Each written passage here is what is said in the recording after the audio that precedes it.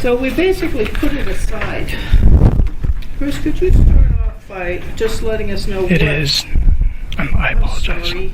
I'm sorry. I'll just quickly You're more state the important time. than I am. You have to table.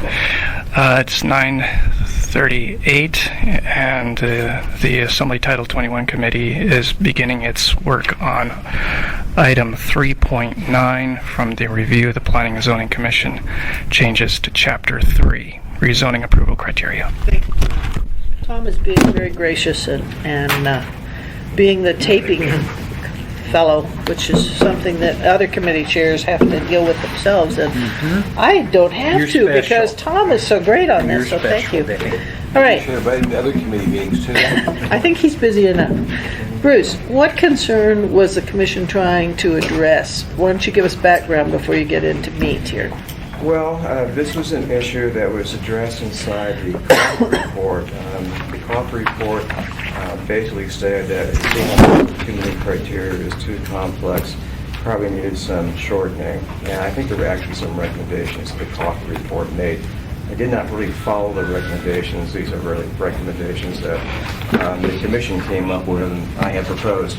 So what we were trying to do here basically is simplify, consolidate, and eliminate some of those sections that didn't make a lot of sense to us. And so that's basically what you see here is if you look at 2, for example, you're talking about applicable portions of the comprehensive plan, including the land use plan, map, the zoning district. And then if you look at the bottom 4, we have the strike through. You're going to see is consistent with the stated purpose of the proposed zoning district and the applicable portions of the comprehensive plan. So that concept is actually covered in this new 3. So that's already there, so to speak. And then if you look at 3A, it talks about the rezoning consistent with the comprehensive plan map. If you go back to the new 3, it basically says, well, you have, actually 2, you have to look at the applicable portions of the comprehensive plan, including the land use plan map. And, you know, one of the things I think that is important here in the change is that this particular change in 2 emphasizes the comprehensive plan map. That plan map is essential to decision-making in the planning board and the planning commission. And too often, and this is my opinion, that the staff evaluation does not focus on the plan map, where a lot of the issues are worked out politically and with the community. They focus too much on the policies in the comprehensive plan. So you may have 10 pages of analysis on policies and a statement in the statement in the staff evaluation about whether or not there's consistency with the plan map. But the plan map function is really to deal with the resolution of the land uses the community feels strongly about. So this inclusion of the wording, including the land use plan map, emphasizes that aspect of it, but doesn't diminish the other portions of the comprehensive plan as well. So that's what you're getting in terms of the deletion of the old 3 and the addition of the new 2. Hold on a second, Bruce. Do we I have a copy of your recommendations that he could see? I have this one. Do you, I apologize. Let me go get Oh, you have to go? to Chapter 3. I'll be right back. Let me just let him. Because we have plenty of offload those this. copies. Well, you go ahead and then I'll take it back when you come back.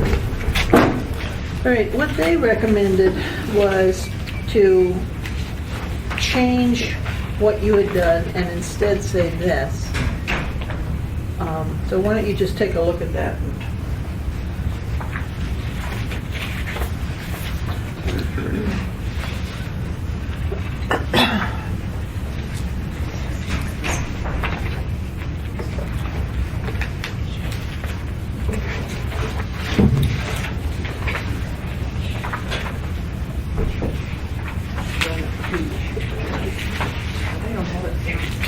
You don't have chapter 3? Well, I've got chapter 3, but not the issue.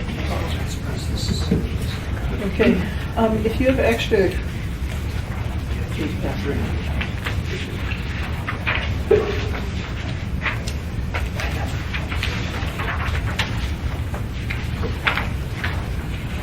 Anybody else in the room? I'll take one of those, Tom.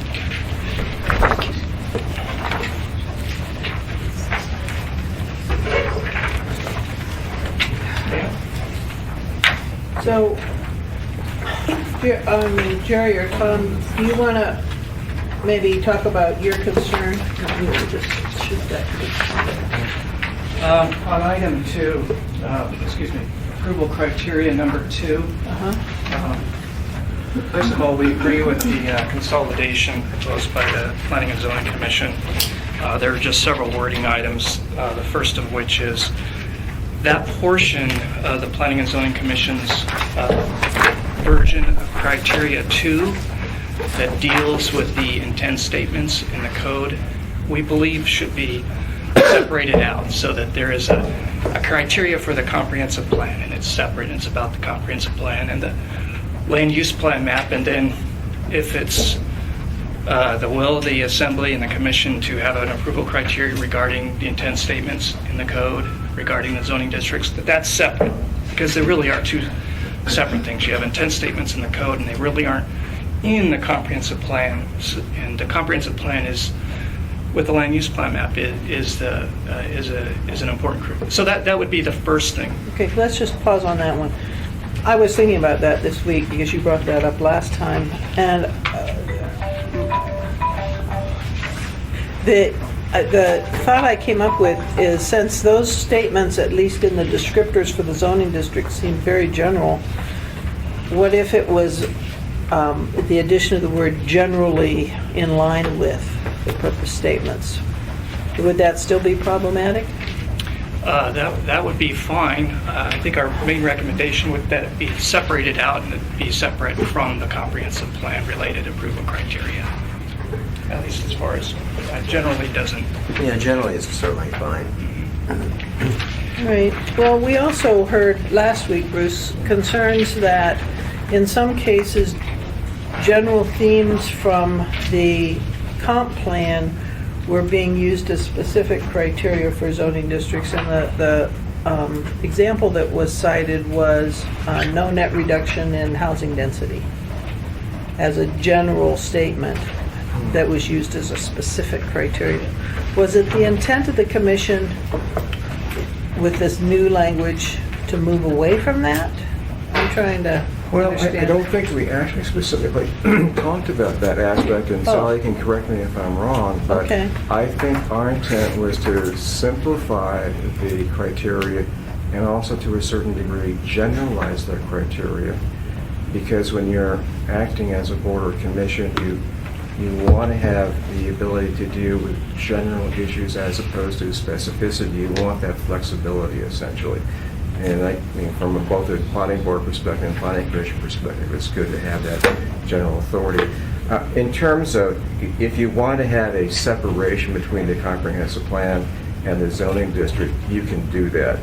The only thing I would say is that I don't see the zoning district in the changes that are proposed in staff. So if you drop this statement here, the requested zoning purposes, this title, it needs to show up somewhere else, okay? So although I don't disagree with the separation between the comprehensive plan and the zoning district, I do not think it's appropriate to drop the intent of the zoning district, because that's more specific than the comprehensive plan, and what you're looking for as a commission member, for Is example, is that specificity. Yeah. You're looking at the comprehensive plan, Title 21, and you're trying to apply it in a particular decision. Okay. The, Tom? and that's understandable to me. The other concern we had technically is that in the Title 21 rewrite, we defined the word comprehensive plan map, and it's in the Chapter 14 definitions. Oh, yeah, And no. it speaks to the issue that in some plans, they don't even call it a land use plan map. The downtown plan, it's a districts diagram, and there are other maps. And so... So you want commonality of term, It'd be a commonality of terms, we call it. which Yeah, makes sense comprehensive to plan You me. should use the term that you use in the comprehensive plan to Yeah. describe the comprehensive plan map. I'll say it that way. Yeah, I would agree. So Harry? does that require changing all those other district plans in the way they refer to the, and are we talking about that map up there? Since it's hanging right in front of our noses? Well, we basically are talking about a 1982 land use map because we deferred that until after we finished this. Our committee looked at that And we actually had public testimony and a public hearing on it as a concept, and we got all kinds of specific feedback. So it's coming, but it's not there yet. So how can we make decisions referring to that map in here without having that map? Well, that's certainly been one of the many conundrums we've tried to deal with in the last 9 years. I think it's a little bit of an issue that you have the land use plan map, and then you have all the subsequent plans that have plan maps that go with them as Yeah. part and parcel, but they are adopted as elements if the code adheres Yeah. as elements of the Yeah. plan, and the language in those elements should have language in there that says it amends that plan map, and the most recently approved would apply. Yeah, okay, all One right. of the reasons we use land use plan map is because of all these discrepancies. And so what you're trying to get is it's a lowercase land use plan map to get this inclusive of all these things. That's the reason we use the word land use plan map. All right, Jerry's correct. I think In that's fact, right. the plan map is an amalgam of both the district plans now as well as the comprehensive plan map. So if you refer to this as a title, you're actually in error. So you have to have it more generic definition. The generic term we use in the provisionally adopted rewrite is that comprehensive plan map. That's It's fine. inclusive of that kind of map, and then If that's the definition, that's what we should do. That's what you should use, yeah. okay, Harriet? I think I'm okay with that. As long as the district plan maps, which have been made with community input, all funnel into that map at some point, Yeah, and don't force us to relook at all the district plans. Agreed. Right? I would agree. Okay, so, But let me Go ahead, make a Bruce. comment. I don't think I would eternally agree with the rezoning consistent with the comprehensive plan, including the goals, objectives, policies, strategies, and comprehensive plan map. First of all, you really don't look at the goals when you do an adjudication decision. You don't look at the objectives, you do look at the policies. Policies do guide you in terms of decision making. And in terms of strategies, I would want it to be more specific in terms of what you mean by strategies. Remember, somebody's got to interpret this stuff 20 years down the line, and you got to find out, you got to determine now what you mean by the word strategy. I mean, are those the recommendations? Are they something else? I don't know. But looking at it from a board member, you're trying to interpret this stuff, okay? So I'm okay including the applicable policies, recommendations, and comprehensive plan map. I would just say on the flip side of that, we do really look at the goals and objectives out of the comp plan, the narrative. Otherwise, you're recreating the wheel each time. So at least when we're using the goals and objectives out of the comprehensive plan, we're consistently looking at those things that have been identified as being important. Sometimes they're not applicable in a particular case. Sometimes they are. But that's why we recommended that they be there. I would like to follow on that. Okay, go For ahead. example, I can understand where Bruce is coming from. For example, in Anchorage 2020, that particular comprehensive plan element, the goals are a series of very general statements in the very beginning of the document, and then the policies are back in Chapter 5, get to the more of the specifics. So in that case, planners, reviewers, decision makers would be more inclined to find the policies helpful in that plan.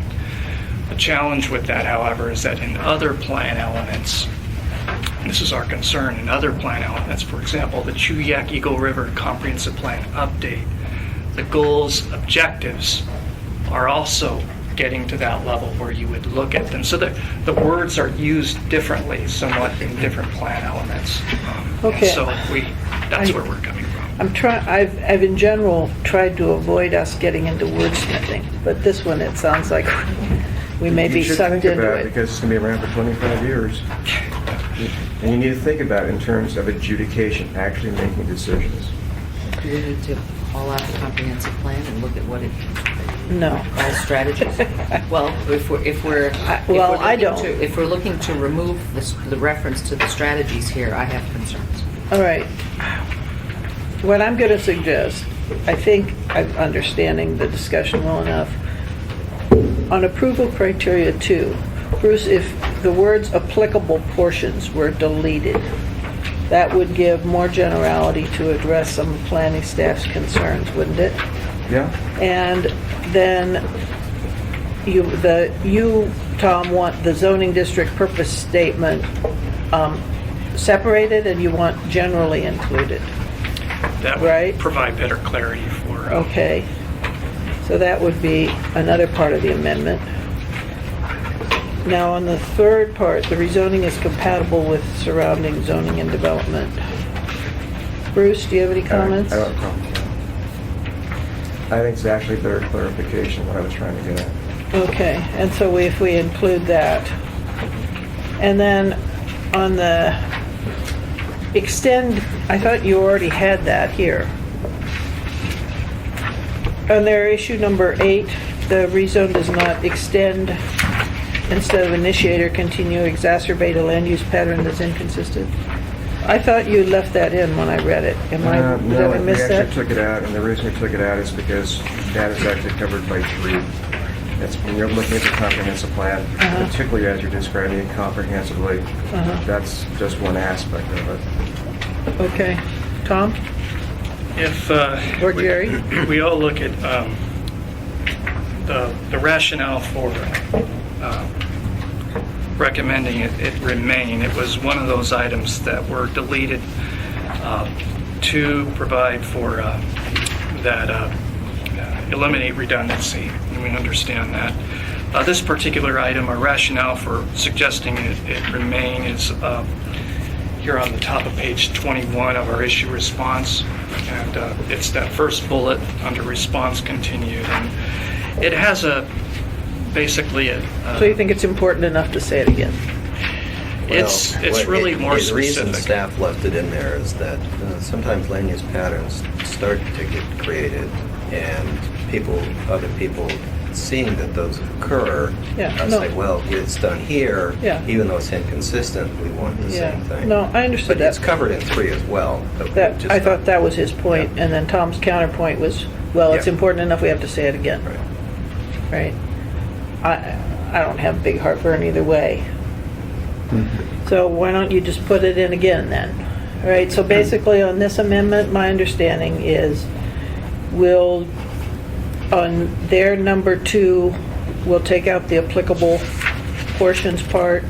You'll separate out the zoning district purpose statement and include the word generally. We'll go with your second bullet, the number 3.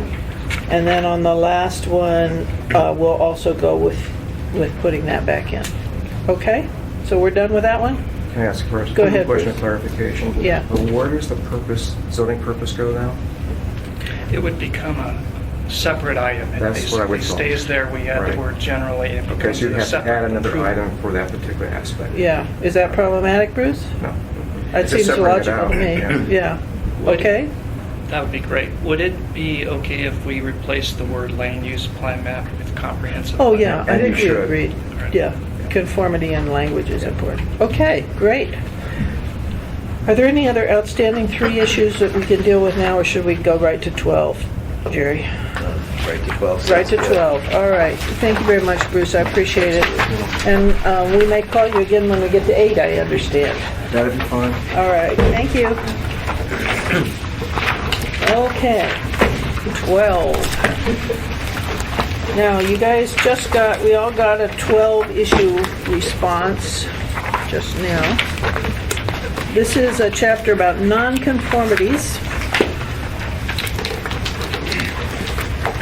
I have to go to my notes on 12, which are...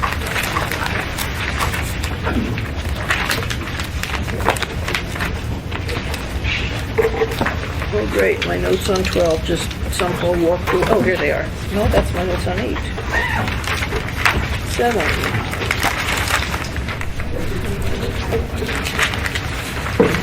Okay, let's go ahead and jump in. And now, if you remember, we did start 12 a little bit. Oh, criminy, I'm sorry. I thought I had it right here.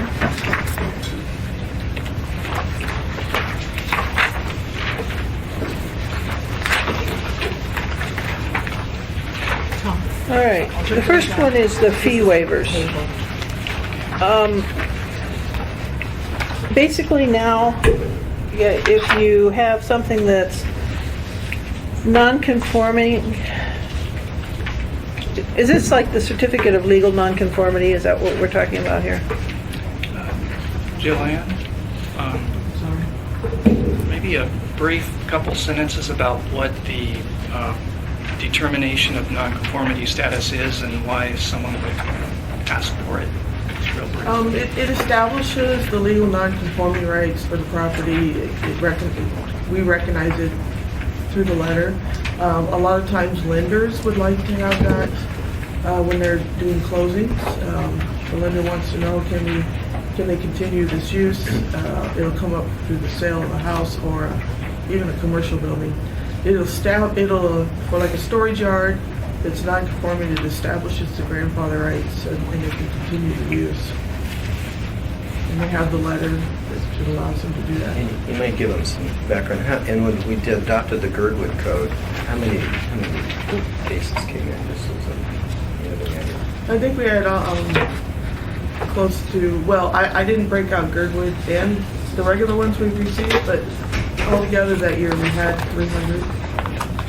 Now, I know at least 10 of those came from Eagle River because I swear that's how many people I've talked to, folks that are still trying to get their legal nonconformity after we zoned Chigiak Eagle River, which is what, early 80s, late 70s, I don't remember. And people are still doing it. So I know those weren't all Girdwood. No, yeah, you're right. So I guess the issue was we waived those fees for Girdwood for, was it 1 year? For 1 year. And a concern, I think, for a lot of people as we go through this is we're basically putting burdens on property owners now. And since we're causing the problem in essence, should we absorb the cost of the problem? And they recommend, P&Z recommended waiving fees for 2 years. And staff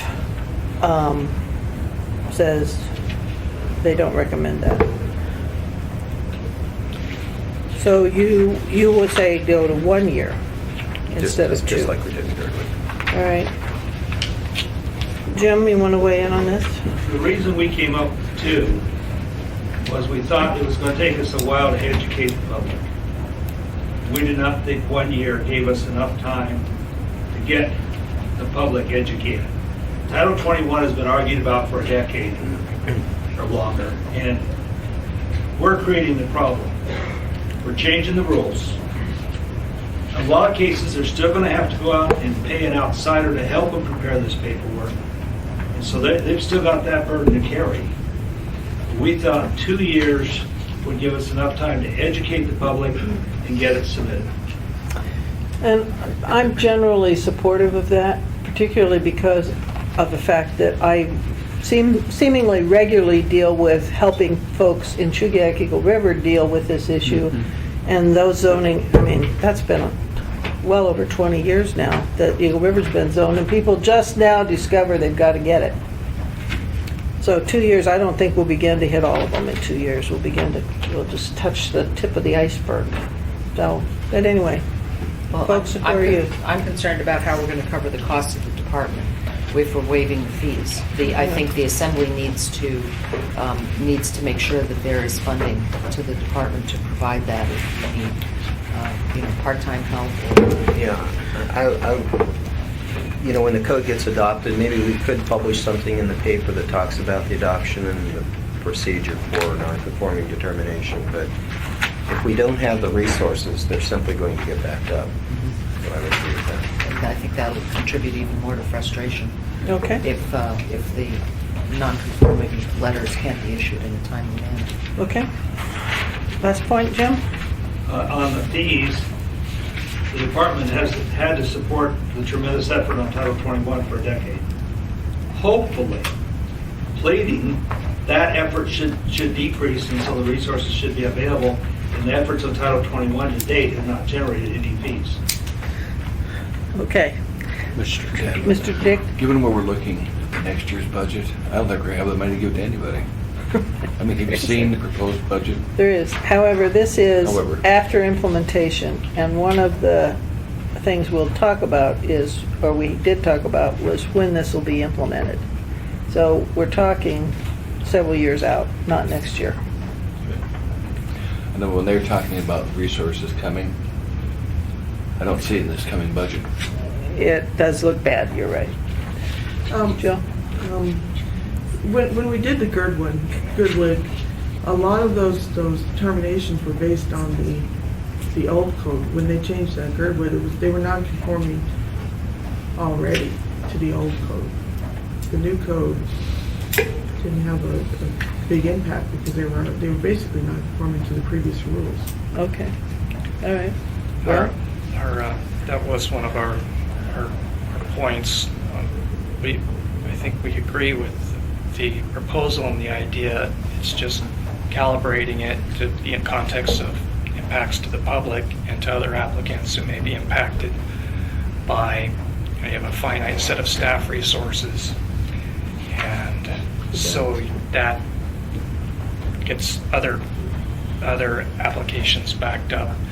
So to the extent we can limit it to a year and consider something besides an outright waiver, it might help balance the impacts. okay. Well, at this time, I think you're hearing the majority of us say go ahead with P&Z's recommendation, but certainly we can continue to talk as we go forward. All right, the next one you've got is 12.2, ordinary maintenance and repair, which is P&Z's third issue. And this, who do I look to say explain P&Z's concern? The third one? Ordinary maintenance and repair for nonconformities? Or Tom, you want to state Sure. staff? The main point is that the change to the section basically simplifies the definition of what is an acceptable maintenance and repair of non-conforming structure, a legally grandfathered structure, or legally grandfathered use. Yeah.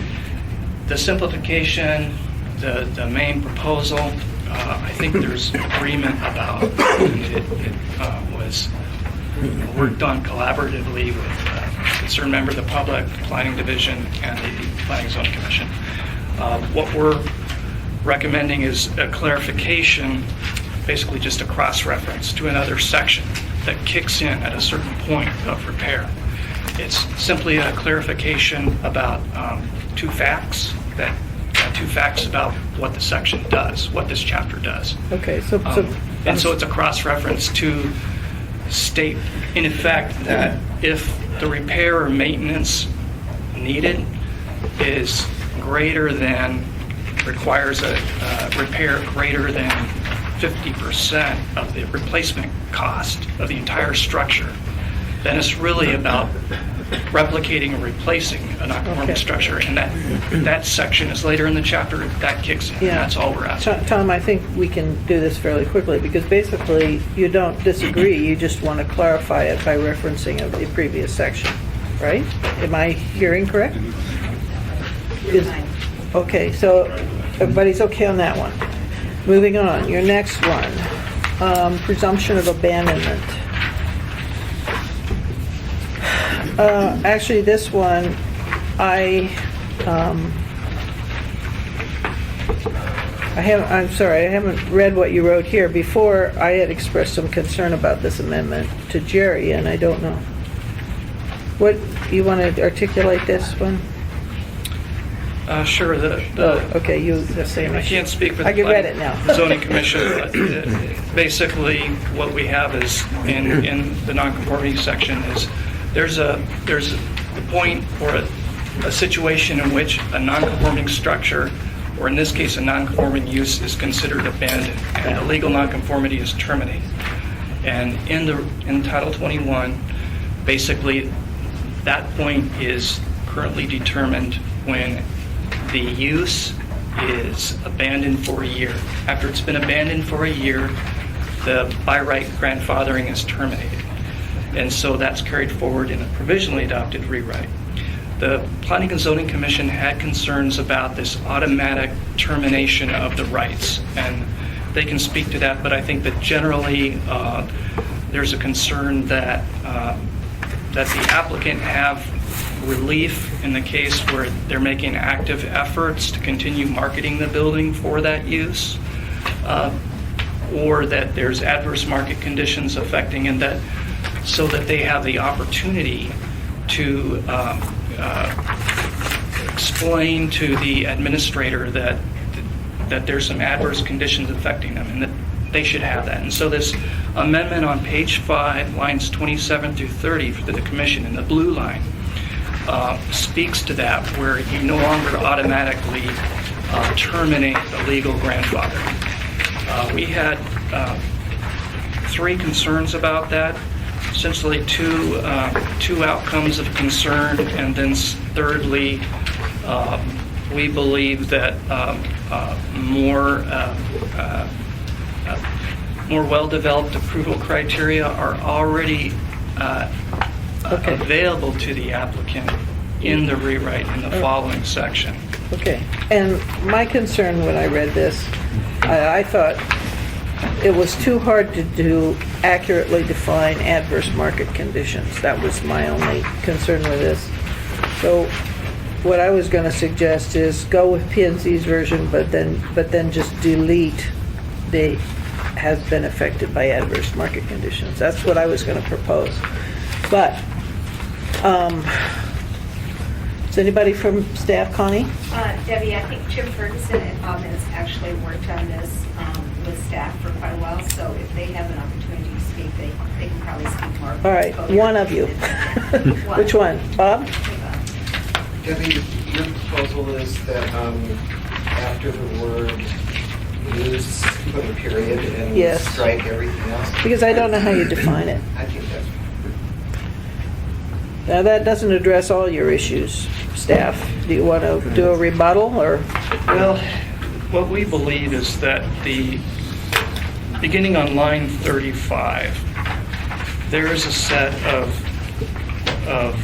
criteria that are already available that provide more specificity and clarity for both the applicant and the decision-making body as to determining if the owner has due cause to continue the use. Well, they're not deleting that, though. That's correct. So it's already available. What our concern about putting it into the, basically, from line 35, overcoming presumption of abandonment is available. It's a form of relief through ZEBA. Right. And it has discretionary approval criteria that are already more specific and helpful to a reviewer than this statement efforts to continue the use. So that's already available to the applicant. What we're concerned about putting this into the by right standard, there's 2 concerns. Basically, the second approach is that it could result, or probably will result, in arguments and lack of clarity at the front counter. We really want this kind of discretionary approval criteria as much as possible to be away from the front counter where the administrator isn't making this kind of decision. Okay. And it's at ZEBA. Otherwise, the ZEBA process is really kind of redundant. But, Tom, if you look at then the way you overcome the presumption, number 4 is the owner has been engaged in activities that would affirmatively prove there was no intent to abandon, which is, to my mind, exactly the same thing as the owner is making efforts to continue the use.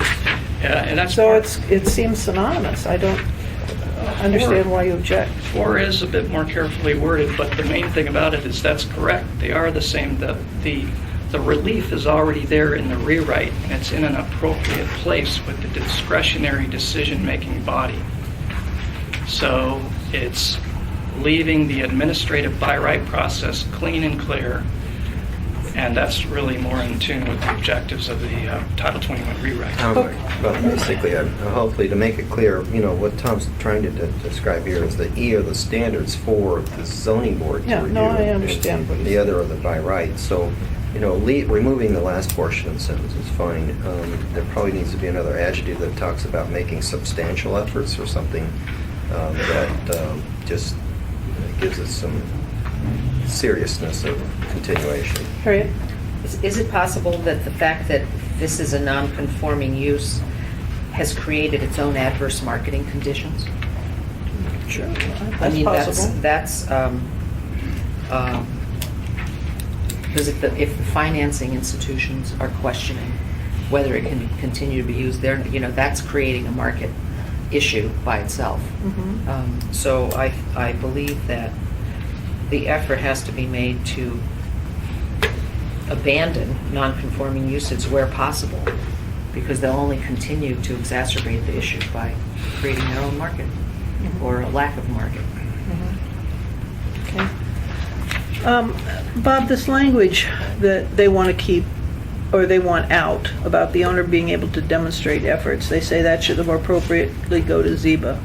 What, can you talk about that? Yeah, the basic problem is whether a non-conforming use has the right to exist, or it automatically has to, Go through the process. well, no. No? Going through the process is very discretionary. There's nothing that assures an owner of an outcome. And, for example, the inadvertent failure to file an applicable tax document, or that the owner has to affirmatively prove that there was intent. What's the burden? It puts the burden of proof on the owner, and it gives the complete discretion to decide whether or not that structure essentially has to be taken down or can be used economically. So the question is whether or not there's a presumption that you have the right, or whether or not there's the presumption that you have no rights and you have to there's complete discretion on the part of the regulating body to require that building to have been for use. Okay, I hear you, but his point was, you're now going to ask a counter guy to figure out how, if the owner has demonstrated that he's been making efforts to continue, and which seems a fairly broad.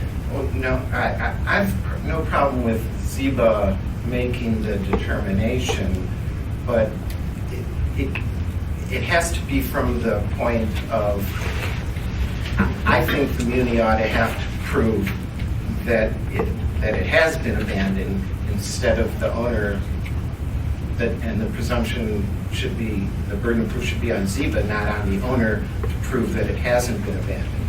Okay, maybe I'm misunderstanding. I thought from what Tom was saying that everything under this D section is you just go to a counter and it's done. It's sort of a by right.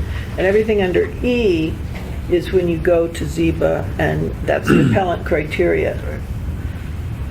And so the point that's confounding me right now is they're saying that this puts a pretty broad onus on the counter guy to say, okay, you've demonstrated you've been making efforts.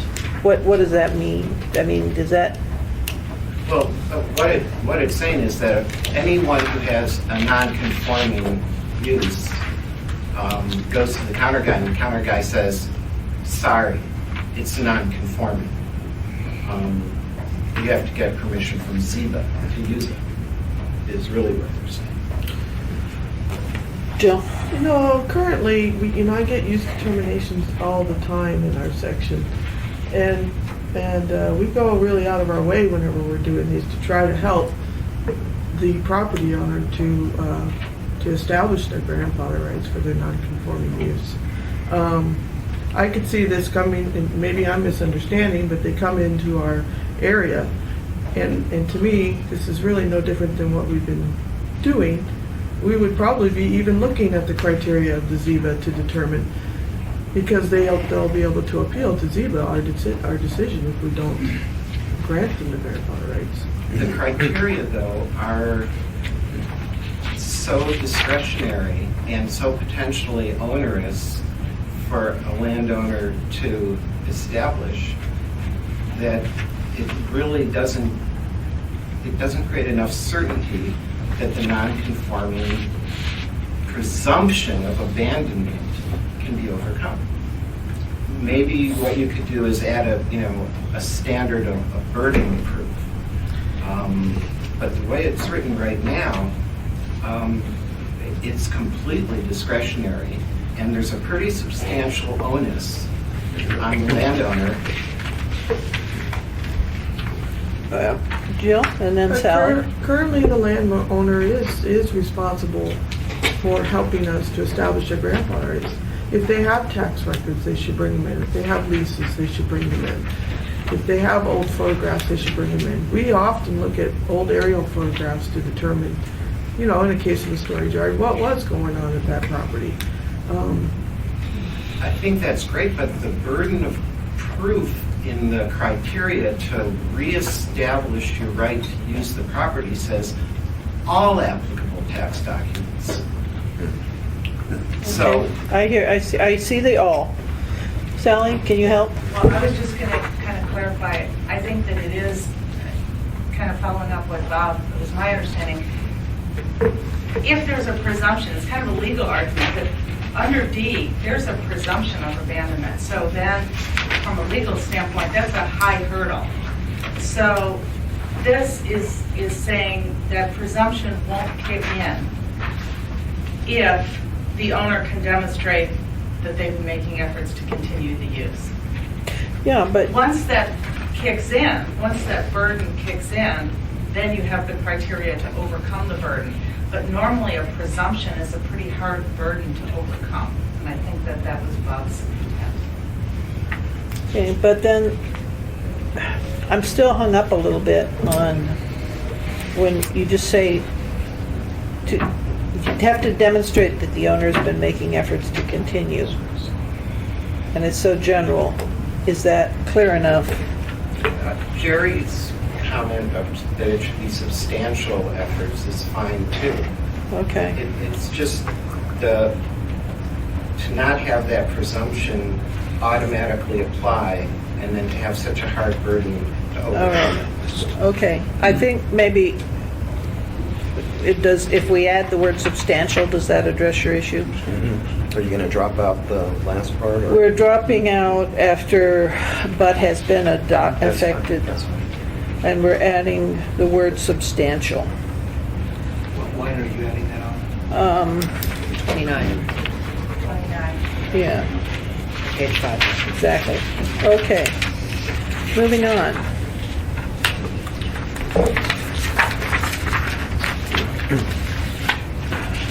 The next one. Replicating a non-conforming structure after its damage or destruction. Item 12.4 is basically speaks to, on your blue line version, page 6, lines 34 through 37.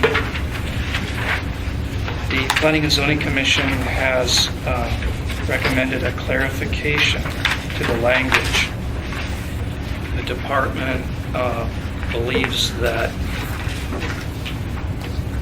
You want to take out confuses and shall? conflicts, and so we recommend that the word shall on line 35 Become may. become may, and they're basically the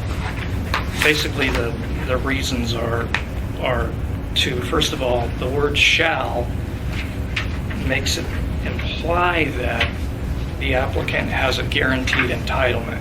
They will be able to replicate the structure. In other words, if you have a nonconformity and it burns down or what have you, it's gone, Yeah. you're absolutely guaranteed the right to recreate it. That confuses and contradicts the section. What the section actually has is that the applicant has two routes to gain approval, entitlement to replace the non-conforming structure. They can go through an administrative approval or through a conditional use process. I see that. And the section, its approval criteria give Okay, the reviewer the ability to deny the proposal. In other words, the applicant may not be able to meet those approval I criteria. think we're okay with that. Okay, change it to may. The next one.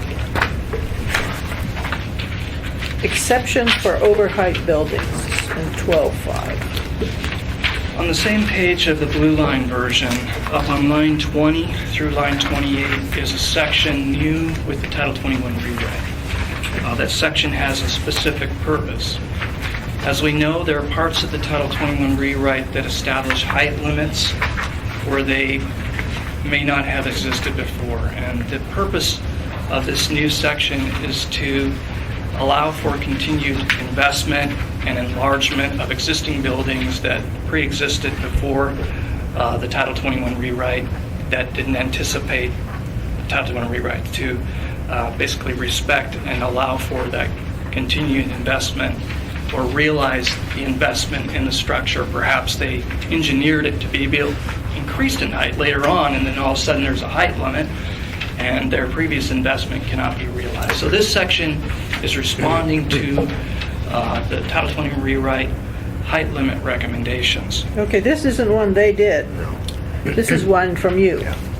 Okay, I'm sorry, that hung me up for a minute. I'm Basically, catching up now. in the commercial districts, people that have structured their building to be able to expand in the future, and if height limitations are imposed, this would allow them to go up to additional 2 stories. It's really, it's hard to say where those height limits are going to fall out. But the intention was that it was discussed at length. Some owners, building owners, said, I've engineered my building to do additional floors, and we want to have the ability to be able to continue that. So we believe in the commercial district, industrial districts, What additional about- 2 floors would be appropriate. What about, we had that whole discussion about sun protection and Yeah. shading, et cetera. How would this impact that? Well, how would the change impact that? Yeah. If we did this, would it goof that up? No. It wouldn't? It wouldn't goof it up either way. It may in one particular small instance, but... But typically not, We you're saying. believe it's more in the public interest to allow the Okay, additional 2 well, stories. makes sense to me. An objection? The only objection I would have is on the edges of a zoning district where shading might happen onto an adjacent residential It's area. possible. Because those are large concerns in some We have- parts of the district. We found this as a potential loophole during the review of Chapter 12.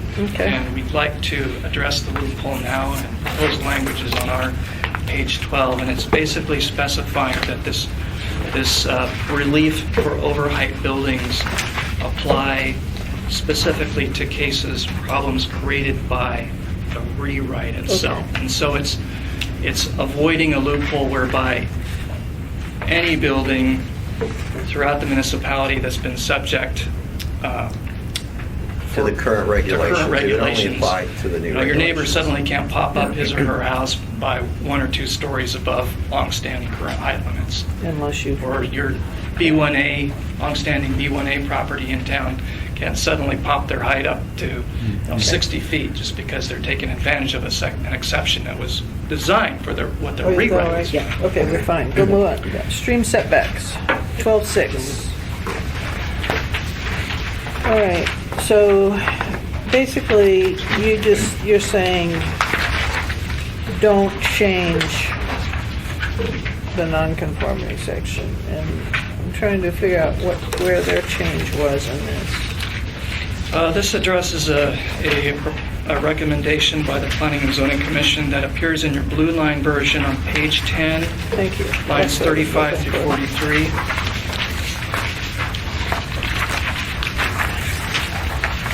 So, background, basically, nonconformity covers nonconforming structures, nonconforming uses. A nonconforming structure is a building that's into its setback. So if you have a structure that's built into a setback, it's nonconforming, and so that's labeled as nonconforming. Nonconforming use today has nonconforming characteristics of use. Something on the site makes it nonconforming. Maybe it's the landscaping, parking. So Yeah, what the Title 21 rewrite takes a more lenient approach to those site characteristics, where if you don't have enough parking, or your property was developed before modern landscaping regulations, after the rewrite is implemented, your property is no longer has that non-conforming label to it. Your property is deemed conforming. It's recognized that some of the site characteristics of the use, are not up to current standards. So maybe your parking or your landscaping, not up to current standards, but they're not labeled nonconformities, and there's no provision for those to be terminated. In other words, it lends them to be perpetuated, and for the property owner, they don't gum up issues with financing or what have you anymore. Okay. So you're stream concerned. setbacks are recommended in the rewrite to basically remain with the other setbacks as a non-conformity. The Planning and Zoning Commission is concerned about impacts to property owners, and maybe before I go on, we had some concerns about it, but maybe I should stop and let the commission explain Thank you. its reasoning. Who wants to talk this one? Okay.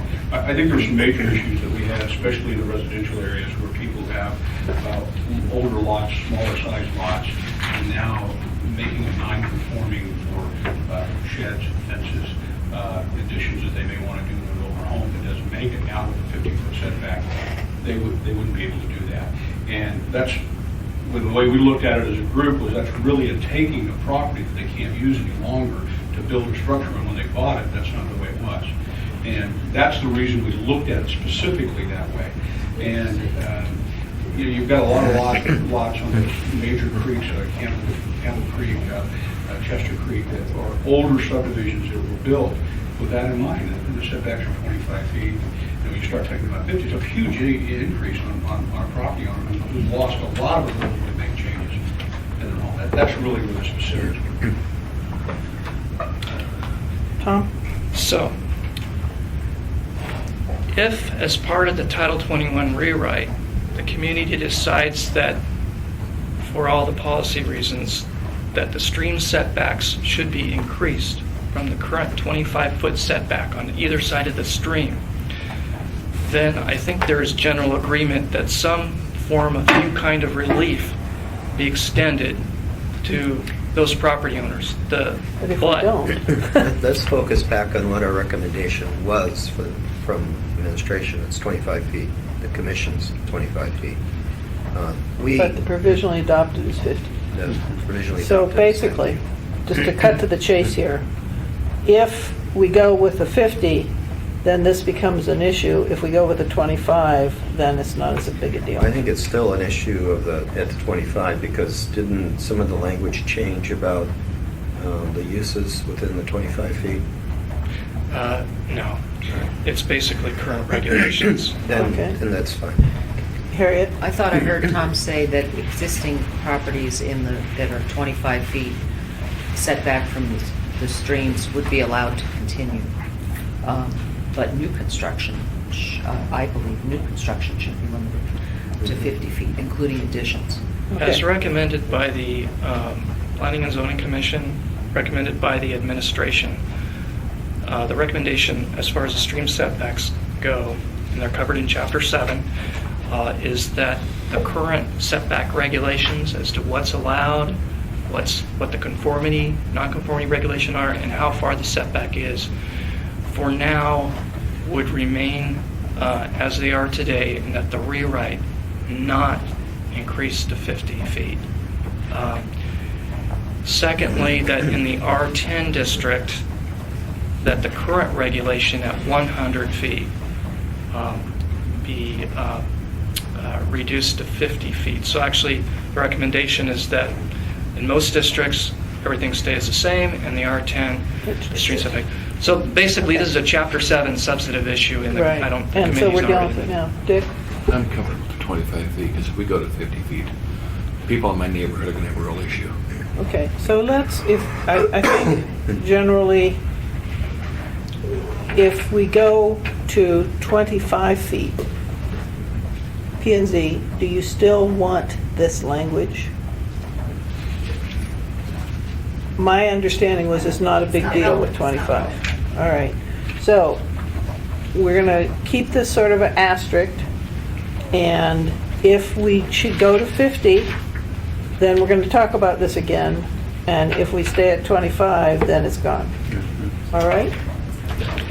Moving on. Just as there were two issues that the public commented on the most during the recent public hearing. This will be Streams is big. controversial, and I know it'll be debated, and I know we'll hear testimony. If you do have time, and I know you don't, but Exhibit N, which we've provided in digitally, and I think it'd be more convenient for you in hard copy. Exhibit N provides you with a very good background by the department on the issue, where the different positions lies, and gives you a lot of information about potential impacts. Okay. It'd be good background. Thank you. Characteristics of use. This is also in 060. This is something, again, that wasn't identified by the Planning and Zoning Commission, but during the department review of the chapter for the assembly, potential problems been identified, and we haven't finished diagnosing it, but if we do see a serious problem, we will bring forward a solution that you can consider as. Well, this is mysterious. Well, it's kind of mysterious to us too, but there. Can you give me even a hint? It basically has to do with the characteristics of use section, and basically one aspect of it is that the staff who would be administering this or have had longstanding experience in this believe it doesn't provide clarity as to whatever happens to these non-compliant characteristics of use. What is the policy, how they would work in terms of how does the property owner and administrator really know when, if ever, an unpaved parking lot ever needs to be dealt with, brought up to standard. Maybe it doesn't, maybe it does. The characteristic of use section that we've created with the rewrite seems somewhat silent on the issue, and we're trying to get our heads around it. There's inconsistency in the code between actual use and characteristics of use. There's clarity in the code for use, the abandonment of the non-conforming use, but the characteristics of use isn't really adequately addressed. Boy, I thought it was when I read it and when we worked on this, that we had to incrementally move forward. I think they need to be tied together somehow, and that's what staff's trying to do. So you're potentially coming up with some kind of an amendment relating to that topic, Potentially. which we'll have to deal with later. And you Okay. can take it as you like. Okay. Moving on. Since we can't do anything with that one. 12.8. 12.8 refers to page 11 of the Blue Line version, on line 19, into the characteristics of use section. So the characteristics of use section, a part of the compromise when this section was developed with the real estate task force is that at some point in a redevelopment or upgrade project, at some point there'll be a trigger at which a project is deemed large enough, like it's a redevelopment, where actually it's appropriate to expect property owner to spend a certain percentage of their project costs towards bringing some of their site characteristics towards compliance, not up to compliance, but towards compliance. And so this section's establishing the ground rules for when that kicks in. How big of a project is it? How big of a replacement is it?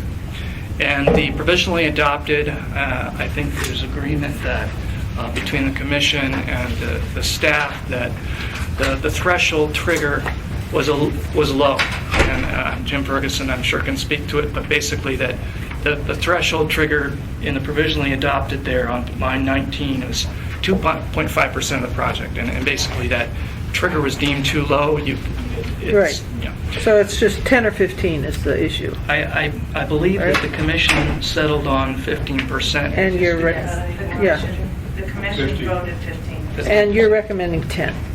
We're recommending 10. Okay. Jim, I know this is one of yours. You want to say anything?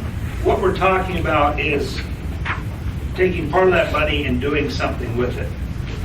And we were higher than the 15%.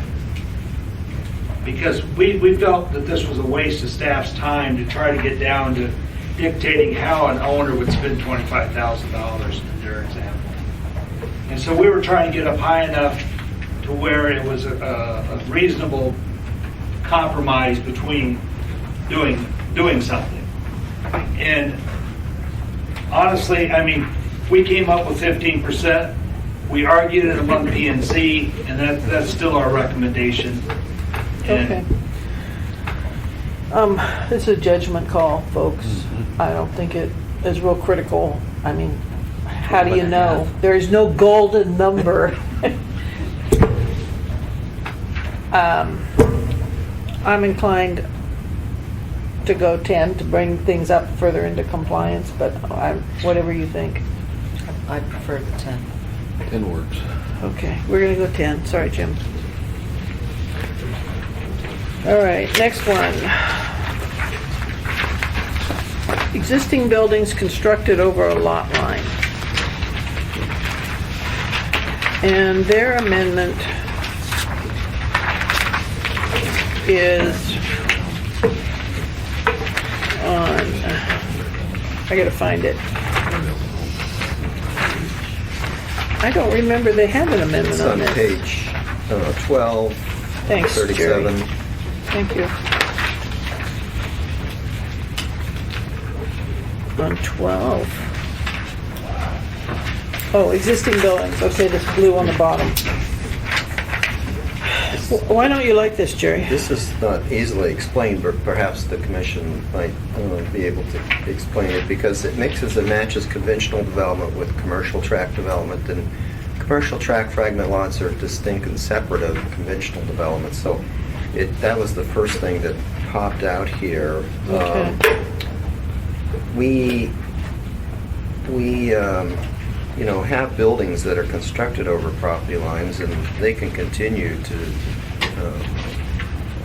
function until they decide to redevelop, and then it becomes an issue. And I think the commission tried to address that, but I think the use as a commercial tract, the wording is, it doesn't. Yeah, it actually, doesn't- I'm somewhat empathetic. I've got a person I'm helping now in Eagle River who owns 2 abutting lots and built a house in the middle over 2 lots. And I certainly don't think anybody wants that to be a commercial tract.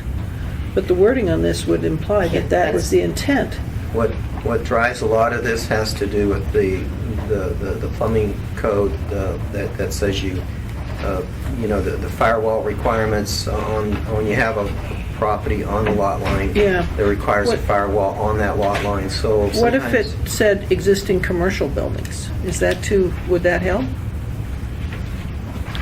I'm not sure where this came from, but it's certainly a solution to it. Bob, or you want to explain the issue? Go ahead, Can I Bob. draw a picture of You may draw a picture. And while you're drawing, go ahead. This is section C, and section C only applies to multifamily commercial. Section C. In section C.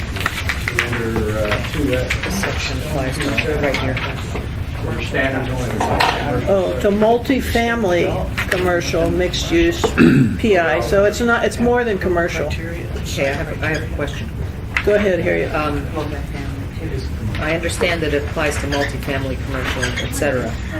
But like you said, you have a residential on a building over the lot line on Yeah. abutting lots. I had a neighbor with the same thing. He had to replat in Yeah. order to do, What's replat it it into do one now? lot in order to, why isn't a commercial, why isn't this level of development required to replat?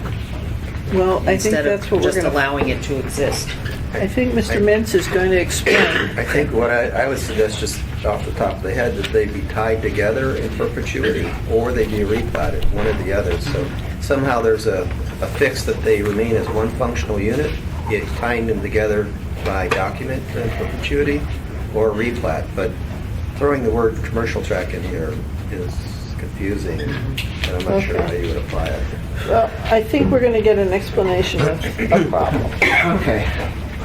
Non-conforming use. This is a Sears Mall. This is Denali Street, Northern Lights, Seward Highway, and this is Benson. Could you put a north arrow on that, please, for those of us geographically? Thank you. All right. So these are the streets. These dotted lines are forms of ownership. Sears actually... Wait a minute, forms of ownership? Yeah, there's underlying ownership and there's leasehold interests. Okay. Okay, so you're looking at Sears Mall, but what you're really looking at is Calais owns the property that is west of the produce department of Cars. This sounds fun, huh? Sears Yeah, wait owns until you all get the into rest of the departments and property, Sears. except that Cargatson Properties has a lease with Sears for this part of the property for the next 80 years, and we lease from Calais this property for, I think, the next 45 years or so. Okay. So, say hypothetically that an existing tenant refuses to remodel their store and it's turning into a health. And then, so say hypothetically that we're trying to get a replacement tenant who wants to enlarge the grocery store. All right, so and we're stuck with this lot line. And we can't join these in perpetuity, as Jerry suggested, because we don't own the underlying land.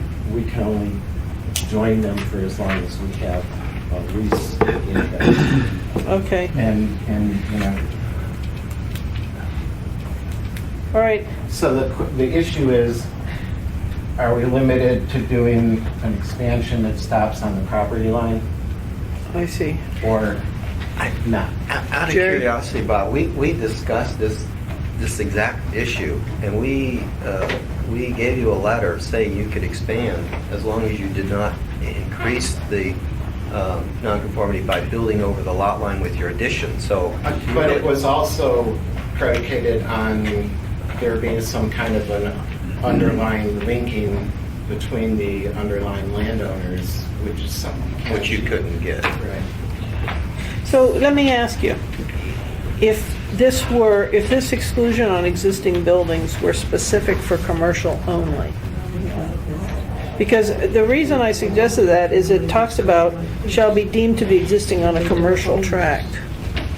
Is that it's a bit of a problematic? problem too on a commercial tract. You really align those fragment lots to your building. You're not building over fragment lot lines. It just is incongruent. The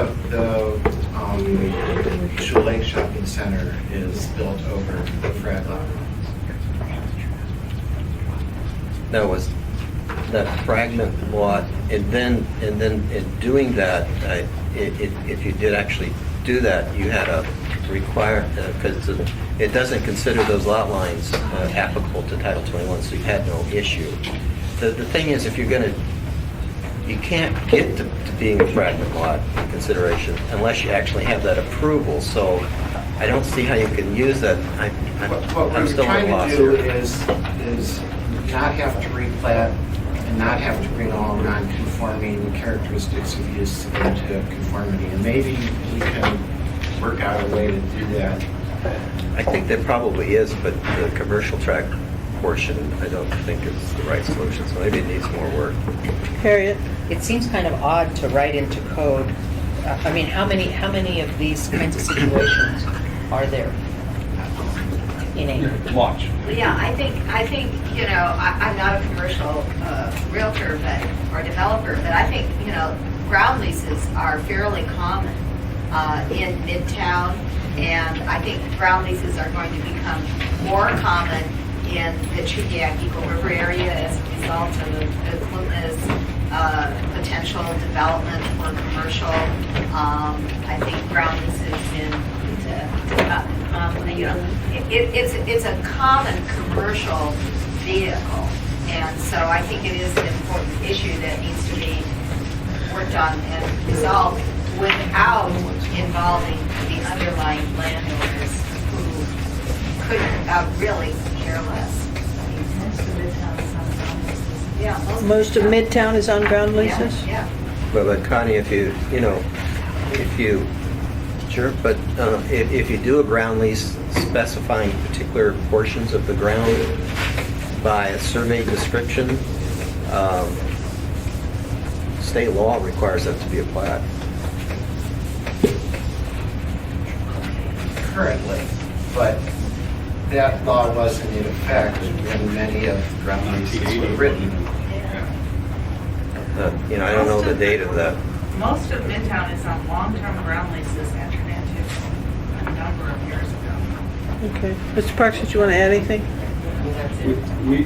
We have several buildings that were on land leases on tracks that are in Midtown and Northgate Mall and out of Diamond Center. Prime example, Diamond Center is a great area that, we own the expressway there, there's a piece of English land. And if we wanted to expand it, we'd have an issue with it. I think those are highly functional, Harry, but the problem is if someone comes in to use that to get a building permit on its own, and then it becomes problematic for us. I mean, you certainly have the use for that, commercial use and leasing, and I don't know how many of those are recorded, but once they become recorded, that's when they become a problem in relation to the subdivision laws and the state statute. Jerry, one of the biggest issues we had, we own some property that we would love to have frag lots that would cut off into standard lots, and we can't do it because of the sewer and water requirements that you have. They can't cross the lot line. You have to have the easement to go through, and each one of those has to be serviced, which is hugely expensive. We're talking $500,000. But on a commercial track, you could do that through those frag lots. You can't. No, you can't. Well, you can with frag lots, but you couldn't if you wanted to sell those lots off. No, those frag lots are perfectly saleable to code. They're not financial because they don't have access to water and sewer. Yes, you could sell the frag lots, but nobody will finance them because they don't have the water and sewer. They don't meet that requirement. I mean, we've gone through that several different times in several different areas of property. It's a huge problem for commercial. It really is a huge problem. The railroad, Here's another prime example. that's another prime example. Wait a minute, what do you mean the railroad? All railroad land is ground lease. No Okay. easement. All right. Jillian, you drew a picture? What did you draw? I did. We have cases sometimes, because this is for multifamilies, is And, based on C or T. yeah, it's for a bunch, everything Mixed use except, or industrial. You can get a situation like this where you might have a multifamily building on one lot. It's owned by one property owner. He's trespassing by whatever reason on the other lot with his building by accident in some previous date. And then you have this guy, a second owner over here with his house. I Okay. just don't see how we can make that into a commercial tract with two owners. okay, no. I understand, and I'm hearing that the main concern is commercial, not multifamily. Have you seen situations like that where it's commercial instead of multifamily? Well, there's a lot of the commercial developments where the building of strip malls or something that crossed property lines. Yes. Okay, I don't know how to fix this. I think, though, that the existing language is problematic. I really do. And I don't know, but I acknowledge, based on what I'm hearing, that this is a significant problem. So, Bob? Could you change the existing language to existing commercial buildings? And Well, that was what I suggested, and I heard that was problematic. So, Jerry, or Tom, why is that a problem if we just do commercial? If you want to do commercial buildings, existing commercial buildings which were constructed over a lot line or abutting lot shall be deemed conforming. That still will not help in the plumbing code on the sewer and water connections, but it would allow them to stay. Okay, now what you said is a little different than what they have here. You said, existing commercial buildings constructed over a lot line on a abutting lot shall be deemed conforming, and this says shall be deemed to be existing on a commercial tract. Well, removing the rest of that. Oh, removing the rest of that? Would it be better if we Could you Work say? out a workable solution and then brought it because it. It would. And then, I don't want to deal with this because I don't understand it. I'll be Figure it out frank. immediately. There could be trespass situations or what have you. Okay, I do believe that it's a legitimate concern though, so if Part of you our could. problem with this is, although it's not likely, that the building may be built over someone else's property, and I'm not sure about that, but I think can work on this some more. Oh, I hate to leave these big boxes of unopened stuff, but I don't see, Dick, Could we get you guys to work with Bob so we have one uniform position coming for the commercial industry? okay. Someone from the commission. Yeah, that's fine. I mean, we don't mind looking at it. We just want to have some continuity. Okay. I think with Bob is one too. Okay, could we delegate one person from your commission to meet, who's willing to meet with Tom? We'll take that on, Bob and I will take that on with Bob's help. And I Okay. All right. Does anybody have anything else on 12? Okay. Do you want to go to 8 now, or do you have other things you want to deal with? We have any cleanup? We have 8 issues we can talk about. So is there any other Or you cleanup? want, unless, whatever you want to do. You know, it's your choice. We had a unresolved issue with the Planning and Zoning Commission and UDC rules, but maybe That one is going to have to hold that'll until, help. We have recommended proposed changes from staff and administration on chapters 10 and 11 that we could address in our table, or we could 10. spend. Did I say 10? You I did. guess you did. 10 makes my ears open. Actually, I meant to say 11 and 13, not 10. Sorry. Okay, Like but we the talked another about thing, 8, we should just see what. we are prepared to discuss issues in 8, and I think that what we Okay. have could satisfy. I misunderstood. I thought that you were going to prepare language for what we already talked about in 1, 2, and 3. I don't want to get into chapters we haven't talked about yet. We're still working with Dennis on resolving this conflicts with the comprehensive plan. Okay, so we're not going to do those. We're going to go right to 8. What is this? This is, The 8? yeah, and it's, we have copies for the public. Okay.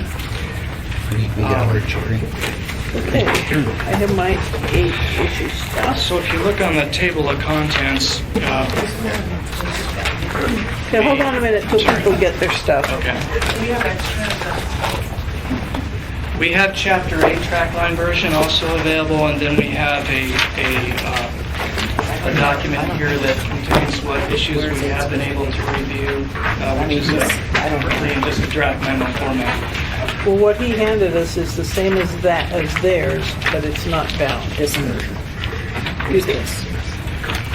Okay, So what this, the blue line version of 8 is Harriet needs. I may have. okay, it's there on the table, or I know. Yes, it's, I understand. Basically, the only 2 things you really need are the PMZ 8 and planning staff concerns with 8. So you just need 2 things.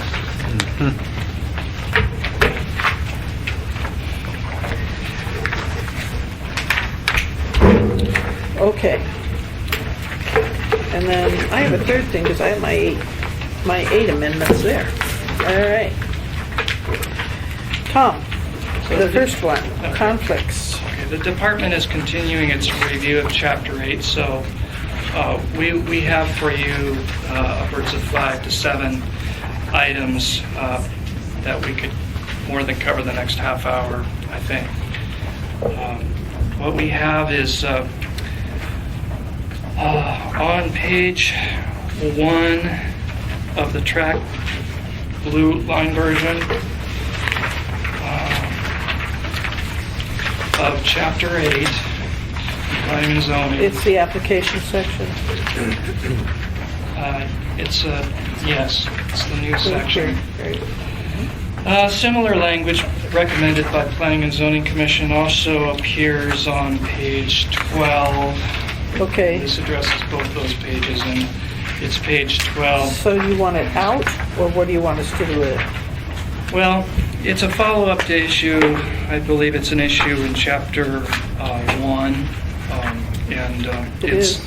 basically, we're working with Dennis Wheeler, the attorney, to basically address this Chapter 1 in You a way know, that's generally applicable. What would be simplest and easiest, if we could get Dennis for a half an hour? Jerry? Sure, Dennis is really, really familiar with it, so. Right. we can- I think it would help us get through this quickest to do it that way, rather than for you to paraphrase what he says, because we'll just ask questions and Sounds good. then it'll delay it. So can we hold this, and do you want to call him and schedule something and let me know? Regardless of the outcome of the conflicts provision, we strongly believe that it should be stated in Chapter 1 and that it apply. That there are several issues with Yeah. putting it into the individual sections, like in 8, Okay. and one of those is Well, it's just, we're going to defer this one till Dennis, so I'd rather not spend time on it, Tom, if that's all right. I mean, we're going to hear this again, and I want to move, Harriet, that's all. I don't mean to be rude, I just want to get through. I don't want to spend time on an issue we're not going to meet on. Is there one we can deal with, Tom? That's what I want. Anything Okay. we can deal with. Let me try for 8.2 then. Okay. 8.2 deals with approved multi-phased projects and subdivisions, and it is referring to page 2 of your blue line track line version, lines 18 through 21, the phasing schedule. The Planning and Zoning Commission has recommended that all phases of a multi-phased project may be developed utilizing the provisions of the code as they existed at the time of the approval of the first phase, or the master phasing plan. Okay. The department recommends that this isn't something that is just perpetuity. We are open to extending what is already available under the current code, provisionally adopted code, which is basically a multi-phase development is approved for 5 years. Currently, there's a 5-year extension available, so currently you're looking at up to 10 years. The department is amenable to extensions totaling not to exceed 15 years, so 5 years longer than current code. There's a series of issues with simply allowing the subsequent phases to be developed under the current code, which we can go into, but that's basically our recommendation. This one, I'm of multiple minds on, because I still feel very, very awkward about this because of Fred Boness' work session that I attended my first year on the Assembly, where he talked about takings. And I actually have contacted Mr. Boness to try to get a hold of the documents that were handed out to us at that time. I think I've asked you for it, I've asked Dennis for it, and nobody can produce it. But my understanding was that there was a real property right implicit in multi-phase development when it starts. And so I honestly don't know what to do here, Jerry. I recall that. I'll look for that document, Debbie, but... Well, I've looked everywhere and it's not. Obviously, developers have vested rights once they obtain approval. There's no question about that. The problem is that we would have in a lot of our developments that those additional phases aren't really planned to get to that point in time, so they haven't really laid out the streets and the infrastructure. They have a general idea of what they're going to do there, but it's very rarely a developer will come through and have 50 acres platted and then to go to the expense to lay out the development for that whole property. And what we're saying is that 15 years is probably a reasonable time to let an applicant adhere to the old standards. But once you get past that point, things may have changed in the community that require revisit, and then maybe things haven't changed either. So. Okay. Connie? Well, there are 3 master plan communities within the municipal whole. One was Southport, and I would ask Bob how long it took to build out Southport. It was more than 15 years. It was at least 20. It was at least 20 years. The other ones are 2 that I'm familiar with. One is the Potter Creek, Potter Valley subdivision. That's been going on for more than 20 years. And the other one is Eagle Crossing, of which I'm one of the equity owners, and that's been going on, I think, for a very long time as well, more than 15 years. The problem is that you may not know the type of house that's going to be built. That may change, and we do have to go to the planning board every time we want to do a new phase. But the basic infrastructure, I have to disagree with Jerry, is from a developer point of view, you know where your roads are going to be. You know where your water and sewer extensions are going to come from. And it is extraordinarily expensive to have to try to realign all of that. You could end up with duplicate lines for both water and sewer. So, and duplicate roads. And so I don't think since 1985, we've had 2 significant real estate recessions. I mean, significant real estate recessions, where last year our building permits dropped to 215, and this year maybe we'll have 300, which is, a really big deal. But we are very much affected by the economy, and when you're developing large tracts of land, 15 years is not adequate. Unfortunately. I would like to say it's more than adequate, but it's not. I just leaned over and whispered to Ernie that this has always been a really hard one. And so, I frequently have opinions, but I don't know if I have a clear answer for all of them, and I don't have a clear answer for this one because I recognize both sides really clearly. So, you guys want to chime in? So I don't need to dominate everything here. I think that there is, well, I don't know how to deal with it.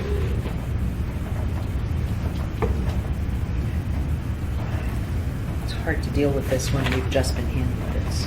And Yeah, haven't but- had time to absorb it. Well, we reserved this section when we went through, we reserved investment-backed expectations in an earlier chapter. The first time we went through this, we reserved it every single time we've gone through it because we couldn't struggle with it. And we couldn't find a clear path through. If you really think you've got that Boness thing, I would love it. And I really did look for it. I'll be looking for it. And, those property rights are extremely important, and the case law has been established throughout the United States that property owner does have vested rights, but there are certain things that have to occur for that to be applicable. okay.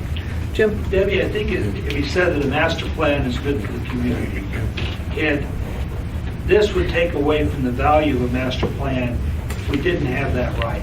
And that'd be a step backwards, because we need planned communities. That's what we've all spent a decade fighting for. And if we suddenly put a chop off on it, that takes away from the incentive for a developer to put his time and money into developing a master plan. And so I back Connie. All right, I think maybe we're gonna mull this a little bit, but probably go with the Planning and Zoning Commission approach to it. We may need to tighten it up to include that master planning being present, but I don't know. So unless you guys want to That's chime my in here. information. Yes. Okay. Thank you. The next one. One thing that we can deal with is 8.4. It's on page 10 of your memo. Okay, you want to skip the private streets thing, Tom? We can have something in writing for you. don't see why not early next week about the private streets issue. We're receiving information from multiple staff on that.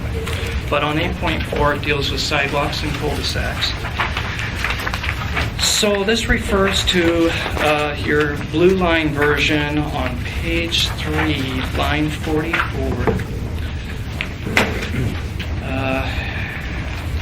Line 44. So this is a section dealing with design standards for streets. And it's basically about designing your subdivision, property lines, what have you, for your layout of streets and cul-de-sacs. The Planning and Zoning Commission recommends adding item subsection D, cul-de-sacs, that exempts cul-de-sacs from requirements for walkways and sidewalks and pathways. And you want The to... department recommends that to not support this change for several reasons. First of all, the sidewalk, walkway standards in the rewrite and the provisionally adopted Title 21 are addressed in Chapter 7. And so there are standards in Chapter 7 that are provisionally adopted dealing with what extent of walkways, sidewalks are required on cul-de-sacs as well as other streets. So it's taken care of in 7, or it can be taken care of there. And the administration has reviewed this issue because the consultant to the mayor in 2011 proposed this idea. And what the administration recommended instead, and you'll find it in your amendment 63 in your table, is that the administration recommended that the bulb of the cul-de-sac be exempted, the stem not be. Okay. That's one reason. There are several others. One reason is that, okay, you have, first of all, this section really isn't the right place. Second of all, you have the administration supporting the sidewalks on the stem of cul-de-sacs. And there's the administration found that it's practical to provide for that. And that cul-de-sacs, sometimes there are walkway connection requirements between sidewalks. And so having that walkway on the stem supports that. But then that's where the administration recommended comes in. The third reason is that this recommendation here, overriding whatever, conflicting with whatever happens in 7, it actually rolls back current Title 21 requirements. Current Title 21 requirements base standards for sidewalks, cul-de-sacs on the level of traffic expected in the cul-de-sac. So a cul-de-sac can be allowed to have a high-density development. It could have commercial. In some cases in town, we have high-density residential. So it's not necessarily you have, a couple of large lot houses at the end of a cul-de-sac and you wonder why in the world you have a sidewalk around the cul-de-sac. Okay, so you want to go with the current?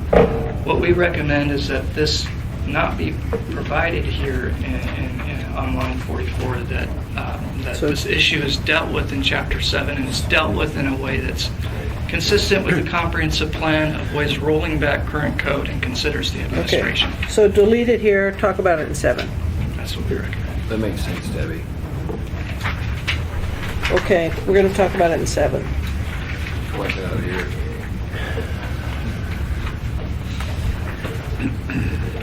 What's the next one?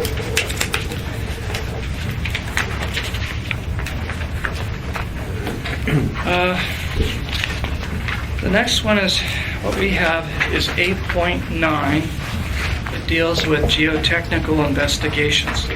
You'll find it on page 7, lines 2 through 14 of the Planning and Zoning Commission's blue line version.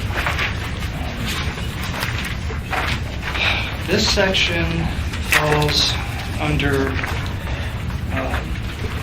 Wait a minute. Wait, there's That's still not some right. pages up here. Did I get my page on the wrong? I think so. Could you say it again? Maybe I misheard you. Page 7 of the blue line? Okay, yeah, we're skipping around here. Yeah, I so it's hard apologize. to- Okay. So we're... Well, if you've got a specific one you want to come back, just write it down and we'll do it at the end. We also have a table of contents that indicates what issues staff is reviewing, and it's here at the beginning of the memo. Right. Getting to it as quickly as we can. No, we saw that. So they weren't right. This is under the design standards for subdivisions. It deals with areas that are in identified high hazard areas due to ground failure. Ground failure isn't shaking. Ground failure is where the land is moving. It usually occurs in areas along major bluffs, downtown, and several other parts of the Muni. And the Planning and Zoning Commission has made a recommendation. We have our planner who is staffed, the Geotechnical Advisory Commission, who has been looking at this, Dave Tremont. Maybe Dave, would you like to? Yes, if I may. Oh, I didn't even see you here. Hi. Plan and Zoning Commission had proposed a revised paragraph 1, and we took a look at it, and basically would recommend that the geotechnical investigation be a requirement unless waived, as it was originally. And because the ground hazard zones 4 and 5 are already mapped or adopted, so Yeah, I remember we talked about that a lot in the downtown plan. it felt like that should be sort of the default. When the developer comes in, the default should be you have to do the investigation. However, it can be waived. And with the second part of it is the Geotechnical Advisory Commission was listed in the blue paragraph there as being able to require investigation, and really they can't require. They're an advisory board, but they can recommend. So we would recommend language in a revised paragraph 1 that would basically say that the requirement for a geotechnical investigation shall apply to all zoning districts unless otherwise waived by the planning authority. And then we suggested some language based on a recommendation from the Geotechnical Advisory Commission or something to that effect. That because it'd be difficult for the authority to make that decision without having some technical basis for it.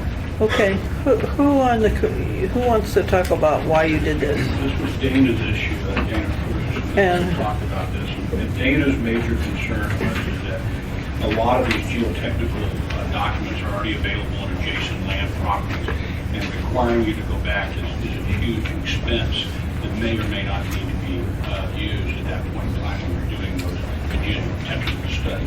And the reason we said that the report should be prepared by a civil engineer in the state of Alaska versus somewhere else, and that it would be submitted along with the paperwork required, rather than having it requirement for everything that goes in that environment. There may be something that's adjacent to it that you could already use as on file. That's the reason for it. Terry, I thought you already could use, if you had an adjacent property, you could use that. You're Well- not currently allowed to? As far, I have never been involved in anything like that before, Debbie, but my understanding from Dana is you cannot, you have to have one in that specific property location. That was my Dave, understanding. can you clarify? Well, as far as I know, and I could get a member from the Geotechnical No, Advisory Commission here no. next week or whatever. Please don't. But I'm not sure to what extent they can use other materials if they're, proprietary or whatever. Okay, But there's probably a potential they could use other materials when doing their geotechnical investigation. But there may be cases they have to do some soil borings and that type of thing. Okay. I think you have direct experience? I do. Go ahead. I'm looking at a development in the size of 5. Could you identify yourself? I'm Grace Pleasance. I'm a Okay. developer here in Anchorage. And Okay. I have a development that I'm looking at doing in a level size of 5. And there is adjacent data on both sides of the property. But my soils engineer is not able at all. So we're looking at doing almost 10 borings on a very small lot, and it is costing a lot. I had hoped that we could have used some of the information that is present, but at the current time, the way it's written, Is it a subdivision? no, it's Actually, the building permit would be requiring it. Okay. The building permit requires it? Dan, do you have a direct Yeah, it has experience? to be site-specific. Has to be site-specific. Okay, seems like there's multiple issues. First, then, is the exempting. And I guess I'm inclined to Wait a minute, so they are saying that the P and Z can exempt, and, wait a minute, I have to read it. May be required. One is required always, and the other one is not required unless requested. All right, one is, clarify that. One is required unless exempted, and the other one is exempted unless required. The change feeling version, stupid. it isn't automatically required. It's if the commission, the planning board, or P and Z looks at it and says, for public health and safety, we want further this study, then you have to have it. But it's not, the way that the staff has written it is, it's required up front. You have to have it unless. I see. And we tried to make it, no, you don't have to have it unless, if there's a health and safety reason and one of these boards wants it, then you can. Okay. Jim, go ahead. A lot of these discretionary, by habit, seem to get required, and that's what we're trying to avoid. Okay. Well, would Jerry. it be helpful? I don't think that this commission has seen the recent seismic hazard analysis. Has this been presented? Was that study presented to the planning commission? I believe it was. How long ago was that? That's a while ago. And what it does is give the probabilities and potential in those particular districts, and it is pretty significant in our community in those particular zones to have appropriate seismic analysis for new developments. So the building code requires it automatically in 4 and 5, any building. And this was modeled basically for subdivisions on the same premise. Well, Harry, I know what Ms. Pleasance is talking about. I looked at her lot. Right, it's not, this is not a subdivision size. This is a fairly small lot. And I'm trying to figure out how you access the geotechnical studies of the adjacent property owners. Well, they're on, I have to agree with you, Jerry. I mean, I found myself as I've been walking through the different departments, I mean, I have to have this geotech study prior to even coming in for a conversation, because that kind of starts, I mean, life safety and the fire department says okay, and then you move on to the other, but I'm in a level 5, so that's, that's different than for lesser site.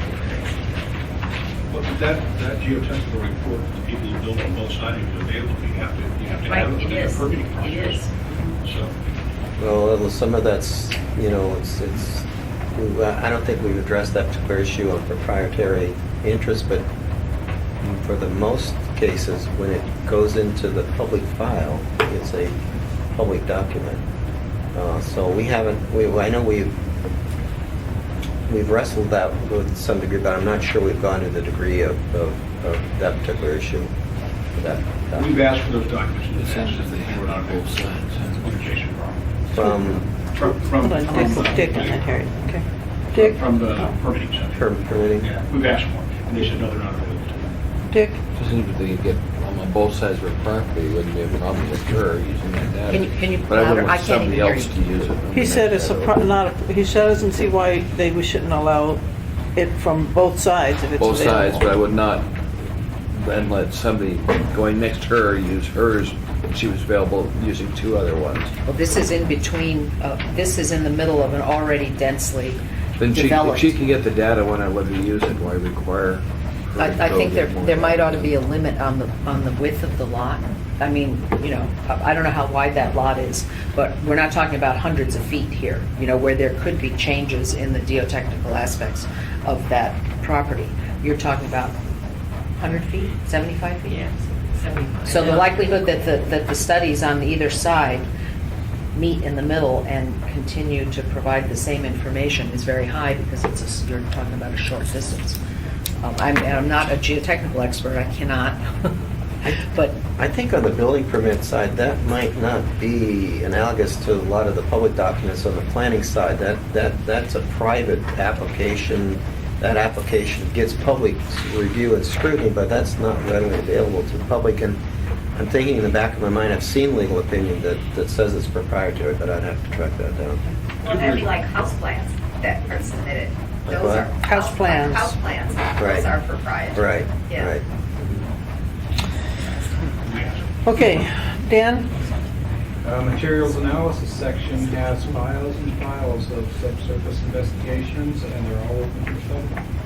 They've been collected since Channing and Wilson in 1964.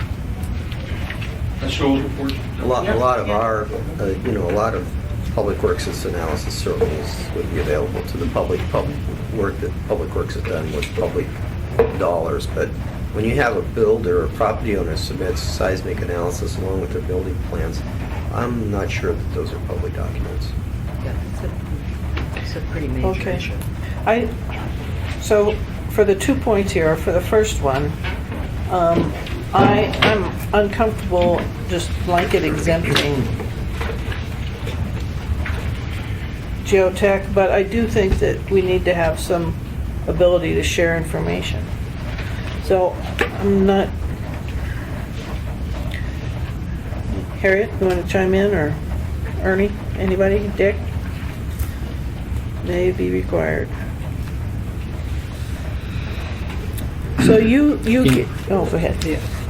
Ernie, I'm sorry. It seems to me like in this paragraph, there's a process in there, that if the determination is made that it should be done, it's required. But it's not, as Grace was saying, hard even coming in, she needs to get it done.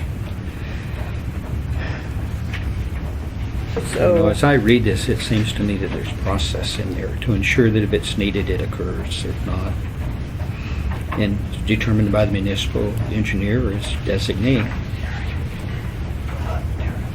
Well, I guess I read it wrong then, because I read it, a geotech investigation may be required by the Planning Board, the Geotech Commission, or the Planning and Zoning Commission in order to evaluate. So potentially, I thought that meant it wasn't unless they said it was. That's how I read it.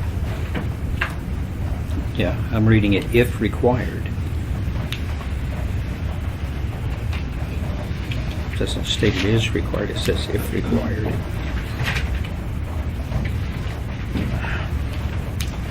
The problem with that, they wouldn't have anything to base their decision on in making that decision. I mean, if you're going to restructure it, it seemed like it should go to the municipal engineer first to make the determination whether it's necessary. In most cases, I think the municipal engineer would say it's necessary.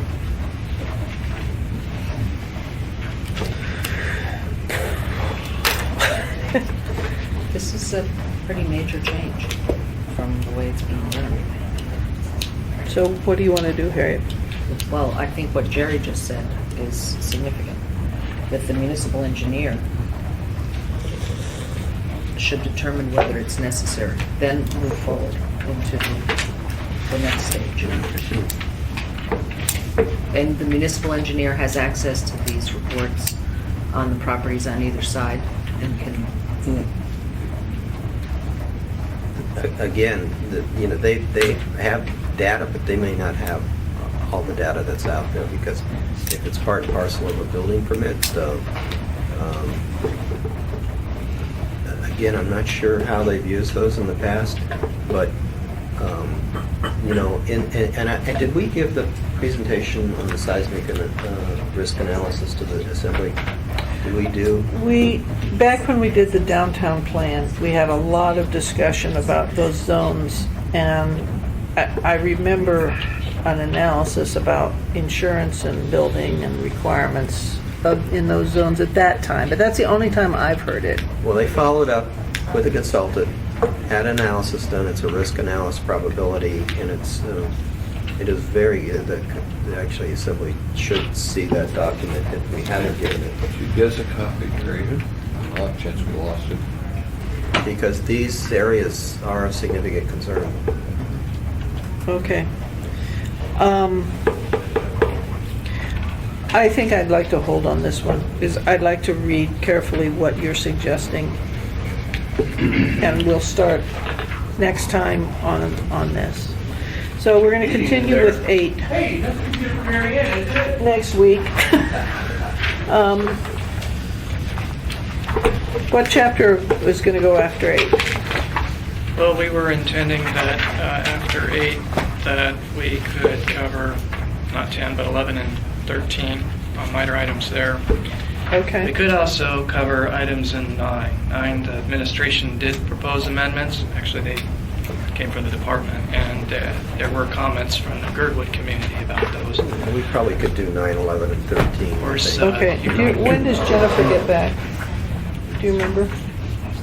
I don't want to do any Girdwood stuff unless she's here.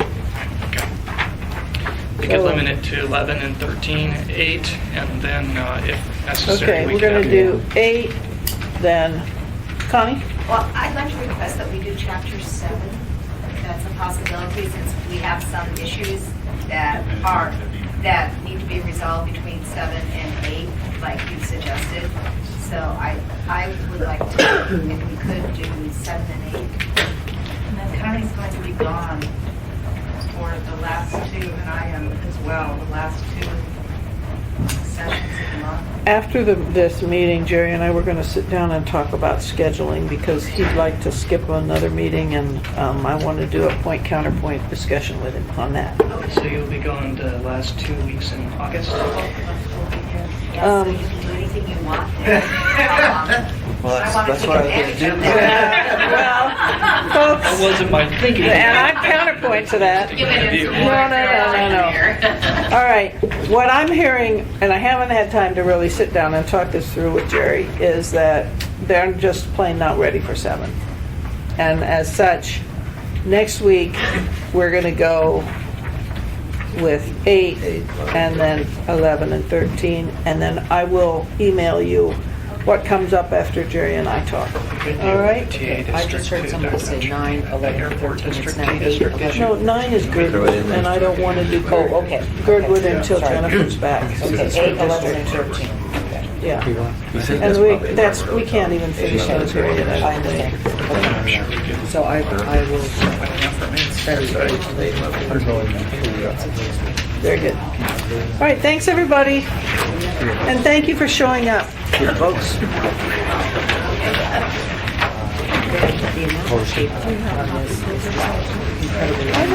I have a good foot and a half on that I didn't even bring.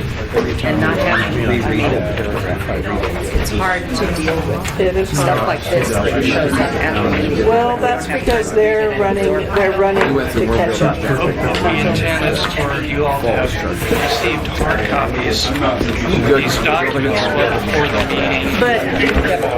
But see, Harriet, what I'm trying to balance with is the one that the version that originally adopted that you introduced is set for public hearing in September. He's pushing, everybody's pushing to get this done, get this done. Now, I am trying really hard to do that.